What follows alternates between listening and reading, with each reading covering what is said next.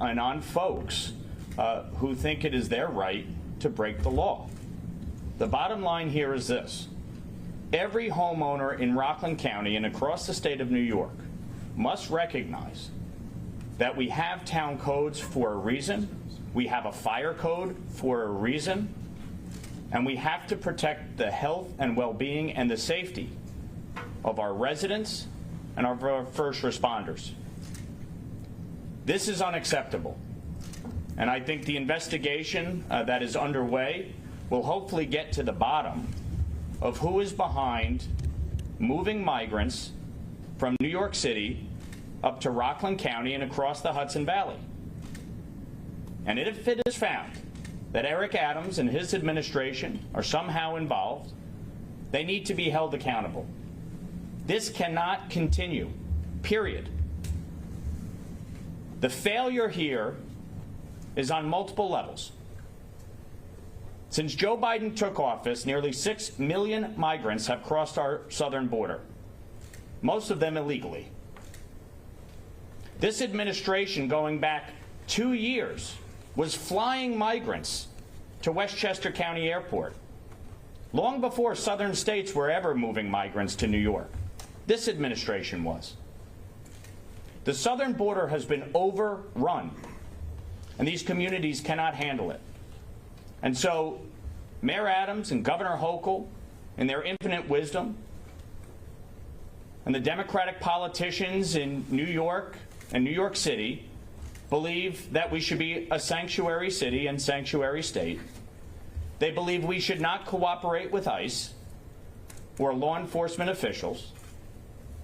And they have used taxpayer funds to provide free housing, free health care, free education, free food, free clothing, with no accountability. And so what happens? We now have had over 100,000 migrants come to New York City in just the last year. They can't handle it. And let's be clear, this is not about being against immigration. I've said many times before, my wife is an immigrant. I've been through this process. It is a fundamentally broken one. But we have to have a process that works.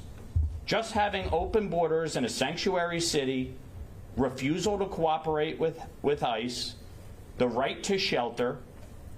You heard Eric Adams just a week ago. This is a disaster for New York. Now, earlier this year, House Republicans passed H.R. 2, the Secure the Border Act.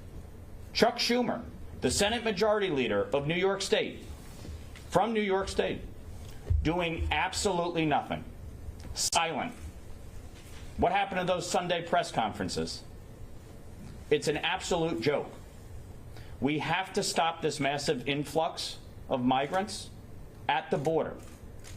We need more court personnel to hear these asylum cases expeditiously. It should not be taking 2 to 3 years to have these cases heard. And by the way, when they are finally heard, nearly 70% of them are rejected. This is a crisis, and it requires action at the federal level. The president needs to work with House Republicans, and Chuck Schumer needs to get off his behind and do something. He represents New York State. Silence. It's unacceptable. So all of us collectively have to work to secure our border, and Governor Hochul needs to stand up to Mayor Adams and protect counties outside the city of New York. She represents everybody. This cannot just continue to be a situation where the city of New York dumps its problem on other people's doorsteps because of their failed policies that don't work. And thank God for Ed Day. Ed Day and I stood together in March, and we sounded the alarm on this issue. We were called all sorts of names by my Democratic colleagues. They called us racist. They called us bigoted. We were raising the alarm because this is unsustainable, and people are going to get hurt as a result. And thank God Clarkstown, under George Holman's leadership, was able to uncover this and crack down on it immediately. 30 people living in a 1,500 square foot home. Are you kidding me? There needs to be accountability, and there needs to be a reckoning here. And people need to wake up and work together to solve the crisis. And it starts with securing our border and stopping this massive influx. My Democratic colleagues think building more housing and waiving the wait period for work authorization is going to solve this crisis. It will not. It will make it exponentially worse. We need to have a process. That's the bottom line. And with that, I want to introduce our county executive, Ed Day. Thank you very much, Mike. First of all, I would be remiss if I did not offer my gratitude to Supervisor Holman, the law enforcement personnel in Clarkstown, and the building and codes personnel here in Clarkstown. They took a very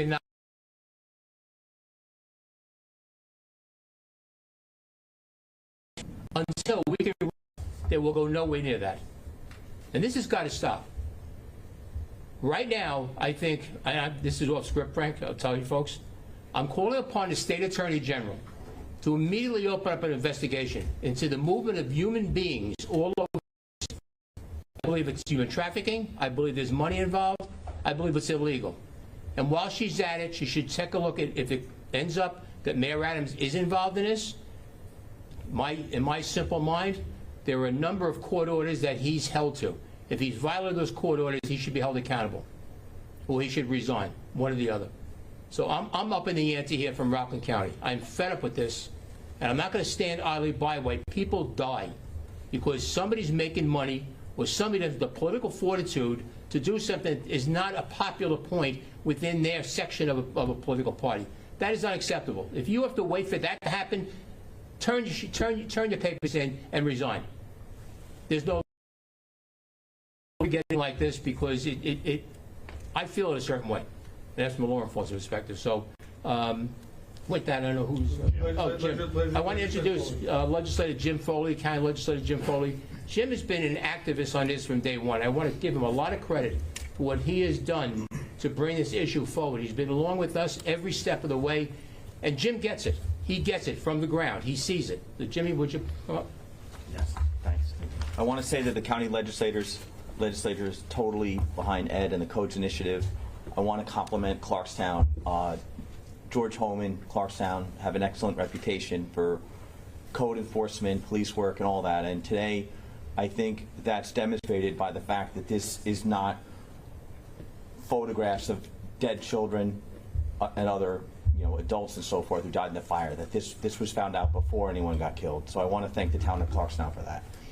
I also want to say I'm glad our county executive used the word human trafficking, because I do think it took too long into today to use that word. That's a word associated with many, many terrible things, even worse than children living in a garage. And I really, really want people to think about what could have been. We're literally naming a street today in this county over a dead fireman. And I want everyone to keep that in mind, that we're literally, it's 7 o'clock tonight, they're naming a street after a deceased fireman in an event that was created by lawlessness. I want to say that people are calling for Rockland County housing. What I would prefer is more lawfulness. I think there's housing here. I think that we can't transform this place into something else because, I don't know, Mayor Adams or whoever wants us to transform it. I don't have any evidence that Mayor Adams did this, but I will say that he certainly tried to dump his problem into my district over in Orangeburg. And I can tell you that my constituents are still very upset about that. And if it turns out that he has something to do with this, obviously people higher than me on the food chain are going to see that he has consequences. But again, I want to thank the town of Clarkstown for doing such a great job on this, and say we're behind Ed Day with the Codes Initiative. Thanks. Senator Bill Weber. Hi, I'm Senator Bill Weber. I represent Rockland County, and I want to say, as elected officials, it is our job to keep our residents informed, and it's impossible these days to do that when things like this are left in the dark and we're always playing catch-up. Members of my colleagues in the New York State Senate, Republican colleagues, wrote a letter recently to Governor Hochul calling for an extraordinary session to call us back to Albany to really deal with this crisis, because it's a continual crisis and it's poor planning, and we really need to deal with that. And I've also sent a letter within the last 2 weeks to Senator James Skoufis calling for an audit, calling for an accounting of the $1 billion that was allocated in this year's enacted budget towards New York City dealing with the migrant crisis. We want to know where that money is being spent, and we want to make sure that the money is being spent in the way that we designated it to be spent. And like I've said repeatedly, Rockland County rolls out the welcome mat for immigrants in this county. We are very welcoming, we are very warm. But we cannot continue to be the doormat of New York City and the state's bad policies. So we'll find out more, obviously, going forward as to what happened here and what is transpiring. We know that the city has had a policy over the last few months of shipping migrants throughout the state, so it wouldn't surprise me if they're behind this, but let's let the facts come out. When the facts come out, we need to deal with this in the appropriate manner. But again, I continually call on the governor to call us back to Albany to deal with this on the state level. I want an audit done on all the money that we've allocated in this year's enacted budget, because the taxpayers, the residents of Rockland County, deserve transparency and accountability. So thank you very much. And just to wrap up before we take questions, you know, as town supervisor, I'm very angry over what's happened here.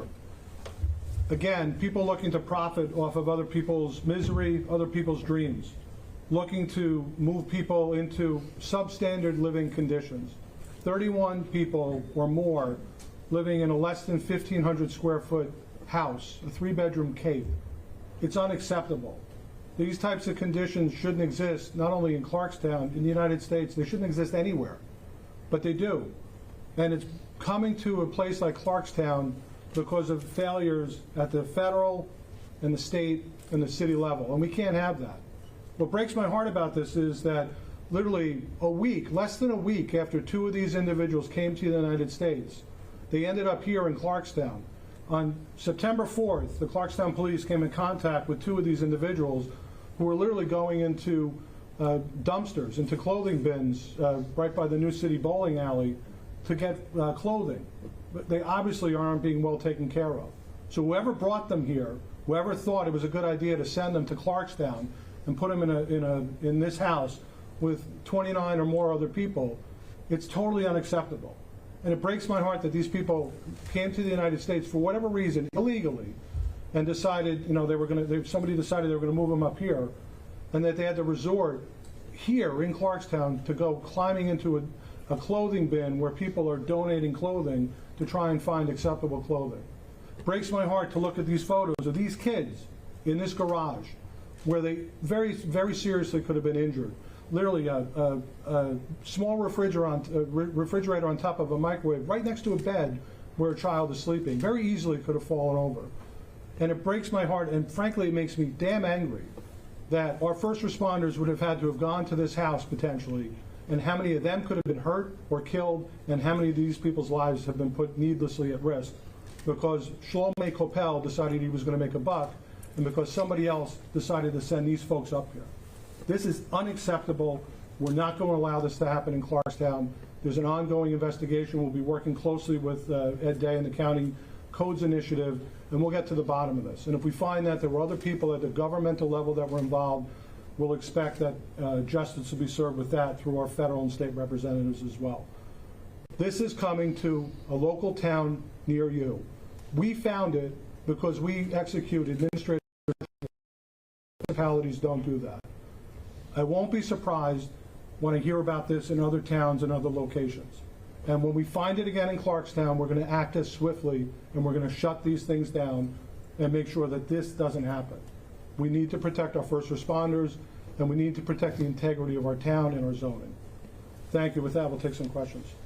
A couple of things. Have investigators spoken to Mr. Kopel to see what he has to say as he lawyered up?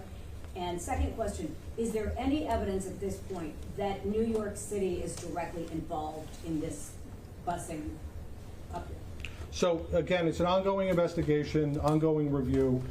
Don't want to get into too much detail with that. We attempted to make contact with Mr. Kopel previous to today. He finally got in contact. We were finally able to make contact with him literally within the last hour. He was a bit sketchy on details, and we'll see him in court. We filed in state Supreme Court and we expect to be in there hopefully later on today to start the proceedings. George. So the statistics show that the asylum seekers coming to New York, the majority of them come from 3 countries, Venezuela, Colombia, and Ecuador. Are these folks living in that house from one of those countries? It appears that they're from Ecuador. The lion's share of them are Ecuadorian. People from Ecuador. Yes. Is there any indication that they came here with designs on applying for asylum as, quote, asylum seekers? Or did they come here under other circumstances, as some people do just continue to cross the border without claiming asylum and just coming into the country without going through the proper channels? So that's yet to be determined of what their status actually is. There's an ongoing investigation of that. Do you have any proof that these people at any point in their journey across the border in Texas or in New York had any government interface? Were they in any shelters that were run by the government? Do we know if they had gotten any government vouchers or anything that shows whether they had that kind of involvement or were coming on their own? So that's yet to be determined, and again, it's an ongoing investigation. Keep in mind, when we executed the administrative search warrant, and I want to thank Chief Wanamaker and his officers in the Clarkstown Police Department, and Eric Asheim from our building department, our building inspector, and Ray Francis, who's the senior code enforcement officer, who was amongst the folks that were there. We executed the administrative search warrant. There were major language issues. We had to bring additional officers in.